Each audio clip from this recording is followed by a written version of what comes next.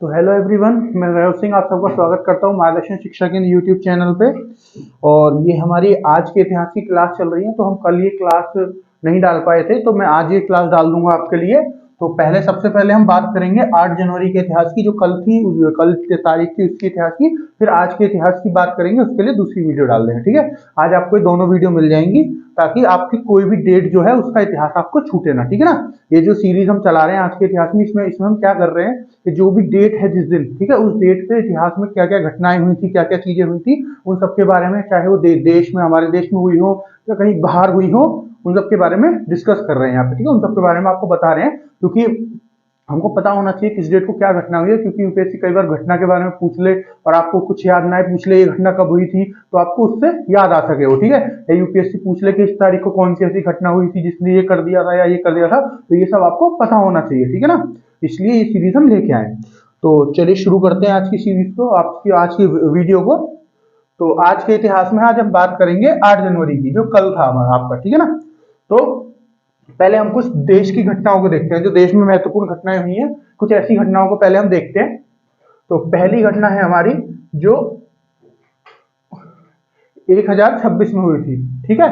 ये जो घटना है 1026 में हुई थी, 8 जनवरी 1026 में। इस दिन क्या हुआ था, जो मोहम्मद गजनवी है, उसने सोमनाथ का जो मंदिर है जो गुजरात में है, उसको लूट कर उसे नष्ट कर दिया था, ठीक है।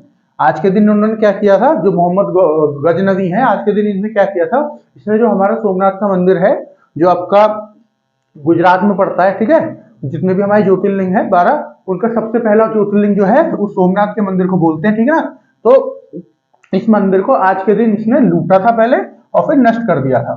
तो क्या हुआ था कि एक ट्रेवलर थे, ठीक है, एक अरब के ट्रेवलर थे। ट्रेवलर मतलब यात्री जो होते हैं, जो घूमने आते हैं इधर उधर, उस समय पे भी ऐसे लोग घूमने आते थे। तो उस टाइम के एक अरब के थे आपके यात्री, उनका नाम था अल अल अरूब, है ना। उनका नाम था अल बरूनी, ठीक है, अल बरूनी, सॉरी गलती से नाम हो गया था, अल बरूनी नाम था उनका, ठीक है। अरब के जो वो थे, उनका नाम था अल बरूनी। वो जब भारत में घूमने आए थे, तो अपनी उन्होंने वहां से, यहाँ से जाने के बाद एक किताब लिखी थी, उसमें सारा कुछ उन्होंने बताया था भारत के बारे में, कि यहाँ ये है, यहाँ पे इतना है, बहुत ही अमीर देश है, ऐसे ऐसे मंदिर हैं, इतना इतना सोना है उनमें, और ऐसे करके उसने बताया था, ठीक है। तो उसमें उसने आपके अलबरूनी ने सोमनाथ मंदिर के बारे में भी उसमें मेंशन किया था, सोमनाथ मंदिर के बारे में उसने बताया था। तो इस चीज से प्रभावित होकर जब मोहम्मद गजनवी ने पढ़ा, तो वो आया गुजरात, मतलब भारत में आया। वो भारत को पहले भी कई बार आके लूट लूट के जा चुका था, ठीक है, ठीक है। पर ये सोमनाथ की तरफ अभी तक नहीं गया था, तो फिर ये उस टाइम पे सोमनाथ की तरफ गया, जो सोमनाथ मंदिर था, ठीक है। और यहाँ जाके जो भी यहाँ पे सोना था, सोने की मूर्ति थी, पैसा था, वो सब जो राजा दान करते थे या कोई प्रजा दान कर रही है, ऐसे करके बहुत ज्यादा पैसा जमा होता था। तो वो इसने लूटा सोमनाथ मंदिर से, और फिर इस मंदिर को नष्ट भी कर दिया। जो हमारा सोमनाथ मंदिर है ना, अगर हम हिस्ट्री में अपनी बड़े इतिहास में पढ़े, उसको 16 से 17 बार लूटा गया, नष्ट किया गया, ठीक है। उसको, उसमें बहुत इतना पैसा था, उस मंदिर में इतना पैसा हुआ करता था कि जिसका भी, जो कोई भी था वो आता था, तो सबसे पहले इसी मंदिर को अटैक करता था, इसी मंदिर पे हमला करके इसको लूटता था, ठीक है। इस मंदिर को लूटता था, यहाँ से लूट के और इसको नष्ट करके चला जाता था, ठीक है। फिर इसको दोबारा बनवाया जाता था, जो राजा होते थे उसके द्वारा, ठीक है, फिर इसको लूट लेते थे, ठीक है। तो इससे एक चीज और पता चलती है हमको, क्या चीज पता चलती है, कि उस टाइम पे जो राजा थे वहां के गुजरात के आसपास, या आप कह लीजिए राजस्थान के आसपास, जो राजपूत, पूरा राजपूत एम्पायर उसको बोलते थे, राजपूत का साम्राज्य था वहां पे। और जो बाकी राजा थे, पाल करके जो पूरी डायनेस्टी थी, जो पाल डायनेस्टी थी, ठीक है, पाल साम्राज्य था, वो भी वहीं पे था। तो इससे क्या पता चलता है कि जो भी आ रहा था वो आके हमला कर दे रहा था और लूट के ले जा रहा था, मंदिर को लूट के ले जा रहा था, ये जो अलग अलग जगह को लूट के ले जा रहा था। ऐसे क्या पता चलता है कि उस टाइम पे जो ये राजा थे, इनकी जो पूरी लड़ने की वो थी ना, जो ये इनकी टैक्टिक्स थी, वो इतनी मजबूत नहीं थी, ठीक है। इसीलिए बाहर से कोई भी आ रहा था वो लूट रहा था, ठीक है ना। और दूसरी चीज क्या पता चल रही थी, कि इनमें आपस में भी नहीं बनती थी, ठीक है। अगर मान लीजिए आपस में बनती है तो सब मिलकर लड़ सकते थे, जब बाहर से कोई आ रहा है, ठीक है, तो दूसरे देश से आ रहा है, जैसे गजनवी थे, ये कहां से आए थे, अफगानिस्तान में एक जगह है गजनवी, आपने सुनी होगी, ठीक है। गजनवी इस टाइम पे भी जगह का नाम है, ठीक है। वहां के राजा था ये, वहां का मोहम्मद महमूद गजनवी, ठीक है। तो जो राजपूत और जो पाल सब राजा थे, इन सब के बीच में आपस में भी अच्छे रिश्ते नहीं थे, क्योंकि अगर आपस में अच्छे रिश्ते होते तो एक साथ मिलकर लड़ सकते थे, ठीक है ठीक है। लेकिन ये आपस में भी लड़ते रहते थे, फिर बाहर का कोई आके उसका फायदा उठा के, क्योंकि जब आपस में लड़ते थे तो एक दूसरे को कमजोर करते थे, और इतने में कोई बाहर से आके इनको, जो जब ये कमजोर होते थे, इन पर अटैक करके इनको हरा के और लूट के चला जाता था, ठीक है। और अगर हम मोहम्मद गजनवी की बात करें, इसने भी भारत को 16 से 17 बार, हाँ एग्जैक्ट 17 बार इसने भारत पे अटैक हमला किया है। और इसका ऐसा कोई ये बस खाली लूटने के लिए आता था, इसका ऐसा नहीं था कि हम मैं जीत गया तो उसको कब्जा करके आ जाऊंगा, उसको कब्जा कर लूंगा, ठीक है। इसका क्या था, बस गजनवी का आएगा, हराएगा, और जो वहां पे लूटने का सामान होगा, सोना होगा, पैसे होंगे, जवाहरात हीरे होंगे, उन सबको लूट लेगा। इसने जैसे मैंने आपको बताया सोमनाथ मंदिर को लूट के नष्ट किया है, जो हमारा आपका मथुरा का मंदिर है, इसने उसको भी लूट के नष्ट किया। ऐसे इसने बहुत सारे जो मंदिर है उनको लूटा है और उनको नष्ट किया है, ठीक है। इसको क्या आइडल क्रशर भी बोलते थे, ठीक है। इंग्लिश में अगर मैं बताऊं आइडल क्रशर, आइडल का मतलब होता है जो मूर्ति होती है ना हमारी, हम पूजा करते हैं जो मूर्तियों की, ठीक है, उन मूर्तियों को आइडल्स बोलते हैं, ठीक है। ये हमारे आइडल हैं, हम इनकी पूजा करते हैं, हम इनको मानते हैं, ठीक है। तो उनको आइडियल बोलते हैं, क्रशर मतलब उनको क्रश करने वाला, उनको तोड़ने वाला, ठीक है। तो जो मूर्तियों को तोड़ने वाला भी इसको बोलते थे। क्यों बोलते थे, क्योंकि इसने बहुत सारे हिंदुस्तान में आके मंदिरों को तोड़ा था, ठीक है, मंदिरों को तोड़ा था, उनकी मूर्तियों को तोड़ा था। जब मंदिर टूट जाएंगे तो मूर्तियों को भी तोड़ता था, जितना भी पैसा होता था सब लेके चला जाता था। जो मूर्तियां होती थी, जो हमारे भगवान की मूर्तियां होती थी, उनके ऊपर जो भी उन्होंने पहने होते थे आभूषण, उनको लूट के ले जाता था, ठीक है ना, और उनको तोड़ देता था। तो इसलिए इसको मूर्ति को तोड़ने वाला, मूर्ति को तोड़ने वाला भी बोलते थे, इंग्लिश में बोले तो आइडल क्रशर भी बोलते थे, ठीक है। तो ये सारा इसके बारे में है। चलिए अब नेक्स्ट पॉइंट देखते हैं। 8 जनवरी 1884 1884, ठीक है, 1884 1884 को 8 जनवरी के दिन क्या हुआ था, प्रसिद्ध धार्मिक व सामाजिक सुधाकर और ब्रह्म समाज के संस्थापक में से एक केशव चंद्र सेन का निधन। तो 8 जनवरी 1884 को ये जो आपके ये थे केशव चंद्र सेन जो है, ये एक धार्मिक गुरु थे, एक सामाजिक गुरु थे, ठीक है। सुधारकार थे, मतलब जो सामाजिक परेशानी है उनमें सुधार में काम करना, कुछ कुछ धार्मिक परेशानी होती है, ठीक है, उनके सुधार के लिए काम करना का इनका काम था, ठीक है, उसके लिए काम करते थे। और इन्होंने ब्रह्म समाज को भी बनवाया था, मतलब जो ब्रह्म समाज बना था, सबसे मेन नाम क्या आता है ब्रह्म समाज को इसने बनाया था, आता है राजा राम मोहन रॉय का। राजा राम मोहन रॉय का नाम आता है, ठीक है ना। राजा राम मोहन रॉय जो थे, इन्होंने इसको बनाया था, ठीक है। राजा राम मोहन रॉय ने इसको बनाया था, मतलब ब्रह्म समाज को। सबसे जो जरूरी नाम है, अगर पेपर में आपको प्रश्न आया कि जो ब्रह्म समाज है उसको किसने बनाया था, तो आपको लिखना है राजा राम मोहन रॉय ने इसको बनाया था, ठीक है। अब ये क्या था ब्रह्म समाज, ये ब्रह्म समाज क्या था, एक सामाजिक और धार्मिक आंदोलन था, ठीक है। इसमें क्या था, जैसे मान लीजिए कहीं पे कोई किसी कल्चर में, किसी समाज में कोई परेशानी है, ठीक है, कोई परेशानी है, कोई ऐसी चीज हो रही है जो नहीं होनी चाहिए, किसी धर्म में ऐसी कोई चीज हो रही है जो नहीं होनी चाहिए, जैसे हिंदू धर्म में पहले सती प्रथा होती थी, तो जो राजा राम मोहन रॉय हैं, इन्होंने ब्रह्म समाज के साथ मिलकर ब्रह्म समाज इन्होंने बनाया था। तो ब्रह्म समाज ने पूरे ने और राजा राम मोहन रॉय ने साथ मिलकर जो सती प्रथा है उसके खिलाफ बहुत आंदोलन किए थे, उसको बंद कराने की पूरी पूरी कोशिश की थी, ठीक है। सती प्रथा जो होती है, जो चाइल्ड मैरिज होती है, छोटे बच्चों की शादी करवाते हैं, उसके लिए भी इन्होंने बहुत आंदोलन किए थे। फिर महिलाओं को, जो बच्चियां होती हैं, उनको पढ़ने नहीं दिया जाता, उनको शादी कर देते हैं, ठीक है, जो उनको पढ़ने नहीं दिया जाता, उसके लिए भी इन्होंने बहुत सारे आंदोलन किए थे। तो ब्रह्म समाज जो था ये क्या करता था, ये जो जितनी भी धार्मिक या सामाजिक कमियां होती है किसी भी धर्म में या किसी भी सामाजिक जो भी हमारा समाज होता है उसमें, उस सब के लिए काम करते थे, उसको सुधारने के लिए काम करते थे, ठीक है ना।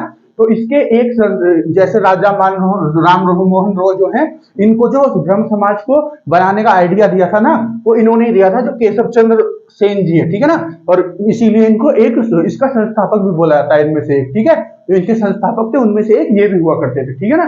तो ये भी ब्रह्म समाज के साथ मिलकर इन सब चीजों के लिए लड़ा करते थे, ठीक है। तो आज के दिन क्या हुआ था, 8 जनवरी 1884 को इनका इनका हो गया था, देहांत हो गया था, इनकी मृत्यु हो गई थी, ठीक है।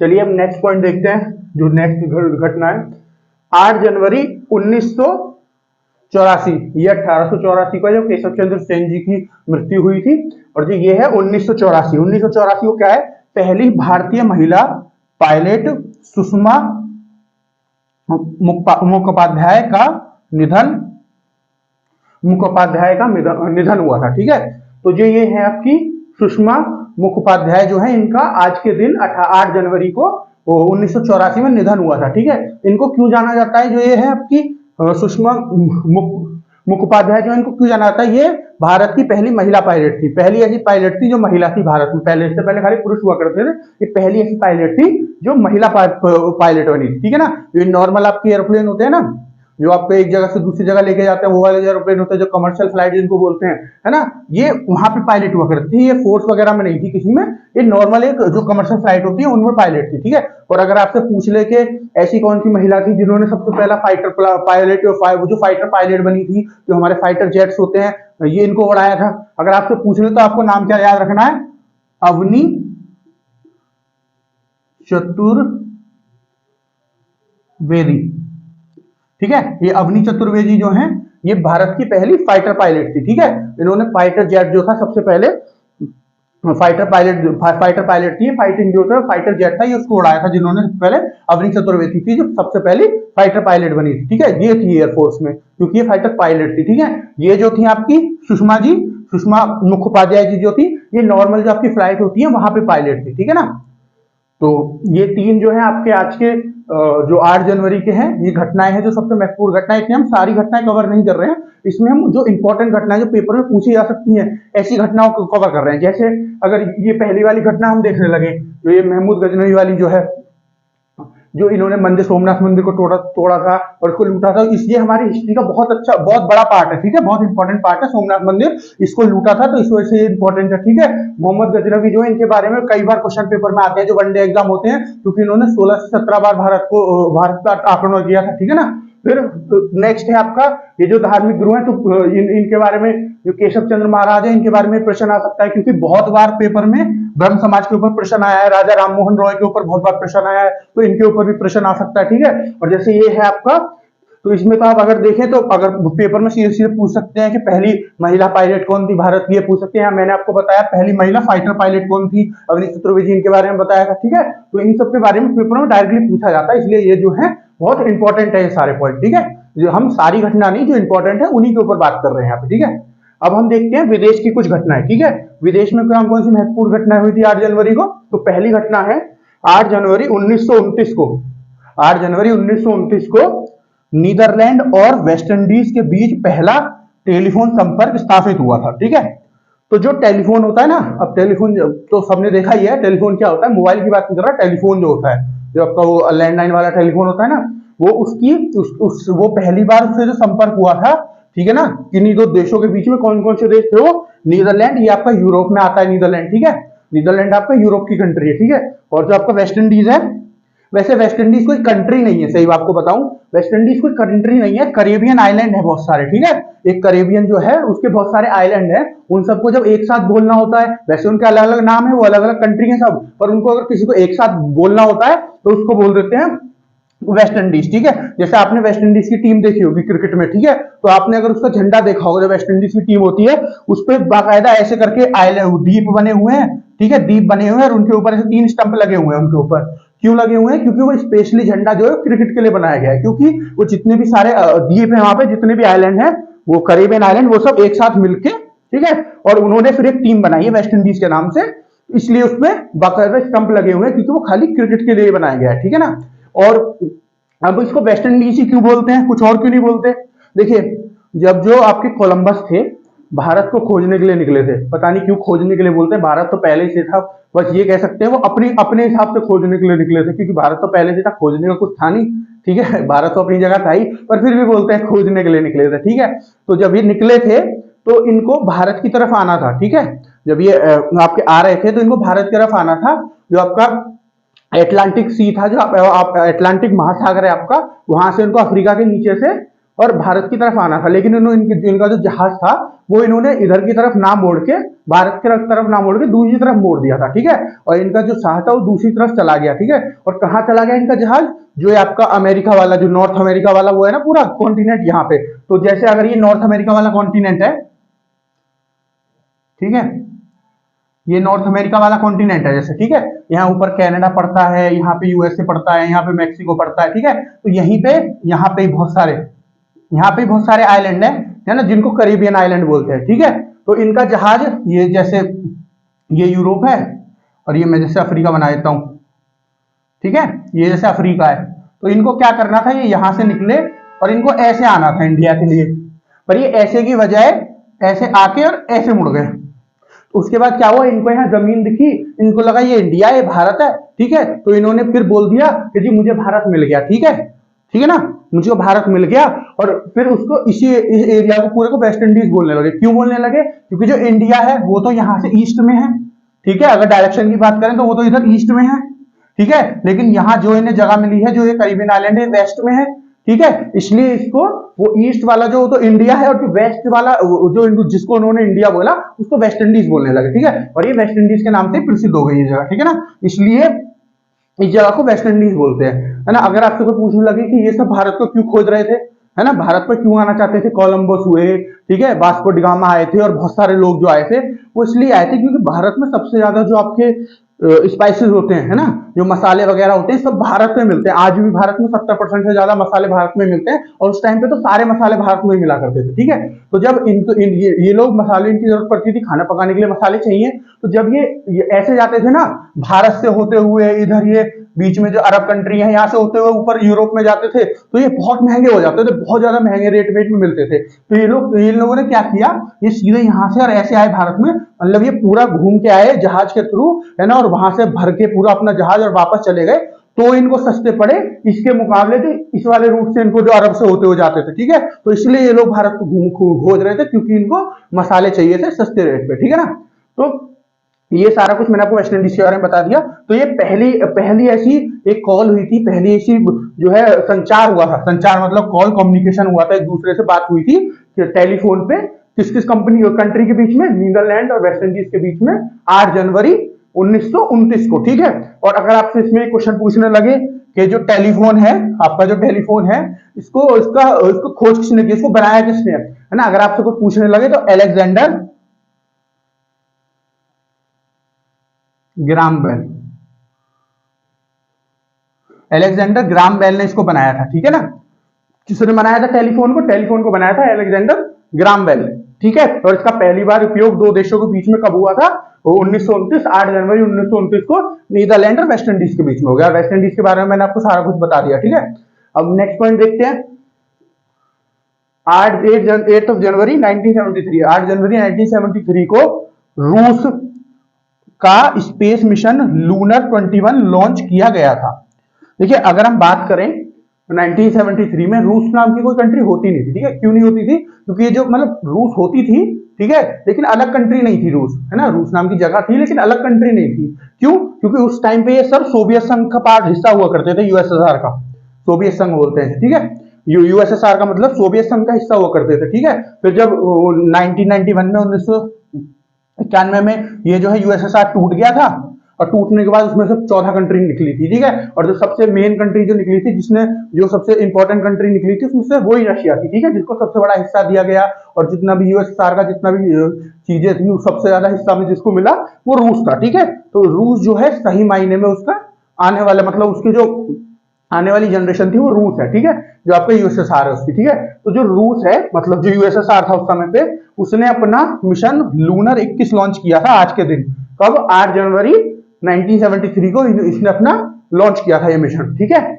और ये मिशन कहां पे लॉन्च किया था, देखिए अगर किसी भी मिशन में लूनर लगा हो, ठीक है, लूनर अगर किसी भी मिशन में लगा है ना, तो आप समझ लीजिए वो सीधा सीधा चंद्रमा पे जा रहा है। कहां जा रहा है, मून पे, चंद्रमा पे जाएगा हमेशा, अगर किसी में भी आपका लूनर लगा हुआ है, ठीक है। लूनर जो शब्द है ना, ये जो टर्म है लूनर शब्द, ये हमेशा चंद्रमा के लिए यूज होगा, हमेशा मून के लिए यूज होगा, ठीक है। तो ये जो मिशन था, ये लूनर 21 जो है, ये चंद्रमा पे गया था, मून पे गया था, ठीक है। इसमें कोई आदमी नहीं था, है ना, ये बिना आदमी का मिशन था, खाली इसमें सैटेलाइट और रोवर थे। रोवर क्या होता है, रोवर होता है एक व्हीकल सा, एक वो होता है, क्या बोलते हैं उसको, एक गाड़ी सी होती है, ठीक है।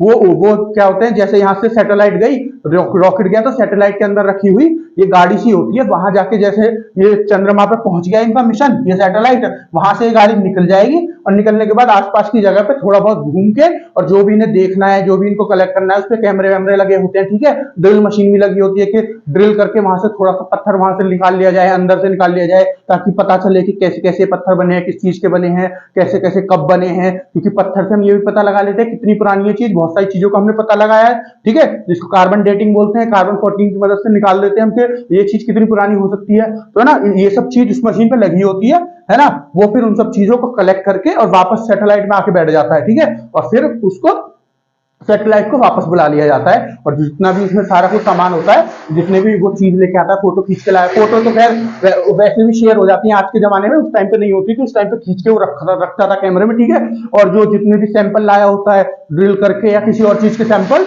वो सब वहां से कलेक्ट करके फिर उनके ऊपर जांच होती है, जब पता चलता है कि क्या क्या हम जो खोज रहे थे हमको मिला कि नहीं मिला। तो इसी तरह जो ये लूनर 21 था, ये जो था, ये जो है चंद्रमा पे उतरा, और जो दूसरा रोवर था, रोवर मैंने आपको बताया गाड़ी सी जो होती है, दूसरा रोवर, इससे पहले भी एक बार रोवर यूएसएसआर जो था, रशिया जो था, वो अपने चंद्रमा पे उतार चुका था, दूसरा रोवर जो था उसको उतारा था इसने, जो आपका ये लूनर 21 जो है ना, उसका नाम क्या था आपका, ल्यूनो कोड 2, ये उस किसका नाम था, ये लूनर कोड 2, जो है लूनर कोड 2 था, ये नाम था आपका जो रोवर था। पहला जो था लूनर कोड 1, वो पहले भेजा जा चुका था, और ये जो लूनर कोड 2 है, ये उस रोवर का नाम था, ये है आपका लूनर 21 में भेजा गया था। देखो जैसे मैं आपको बताऊं, अभी जब चंद्रयान 2 लॉन्च हुआ था हमारा 2-3 साल पहले, तो वो जो था,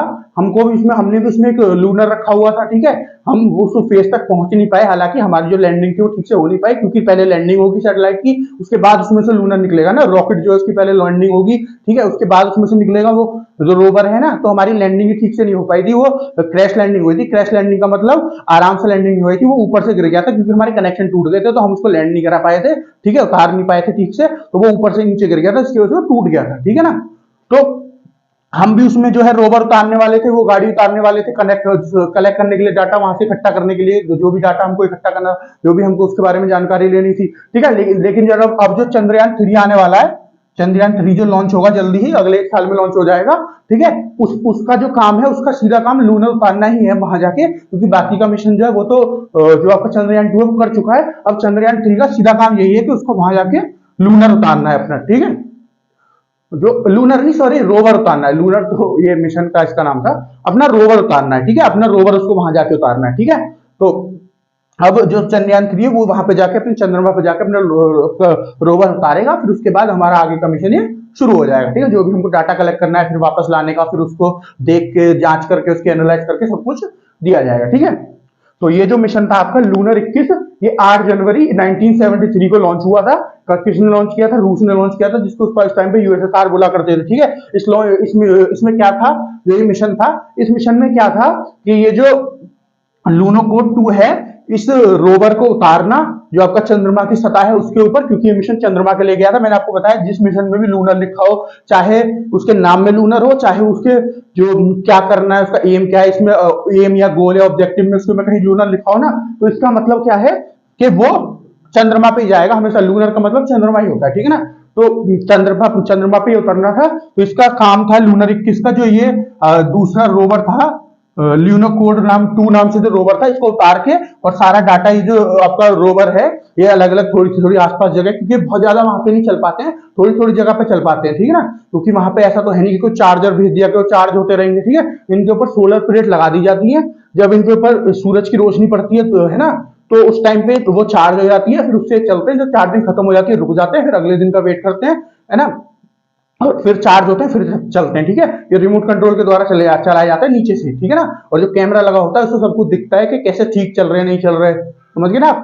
तो इसने इसका जो काम था उसके लिए कि सब कुछ डाटा, इमेज, मतलब फोटो वोटो खींच सके, कुछ चीज वहां से उठानी है, मैंने आपको बताया ड्रिल करके निकाल लेते हैं, ये सब चीज, है ना, ये रोवर ताकि कर सके, इसलिए इसको वहां पे उतारा गया था, ठीक है।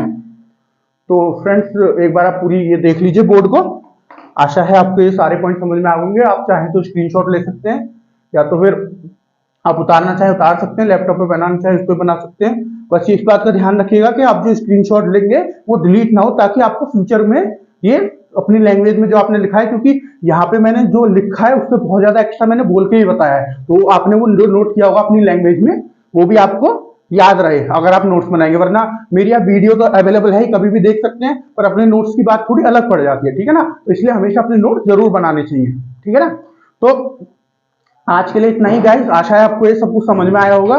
और अगर फिर भी आपको कोई पॉइंट समझ में नहीं आया तो आप मुझसे कमेंट कर देंगे, जो नेक्स्ट वीडियो हमारी होगी जो कल आएगी, ठीक है, 10 जनवरी की, ठीक है ना, उसमें मैं आपको सारा कुछ बता दूंगा, ठीक है। और अभी आज के इतिहास की आज एक और वीडियो आएगी जो 9 जनवरी, जो आज की तारीख है, आज के ऊपर जो होगी, ये कल वाली है। कल हम डाल नहीं पाए थे वीडियो, इसलिए आज उसको डालेंगे, ठीक है ना।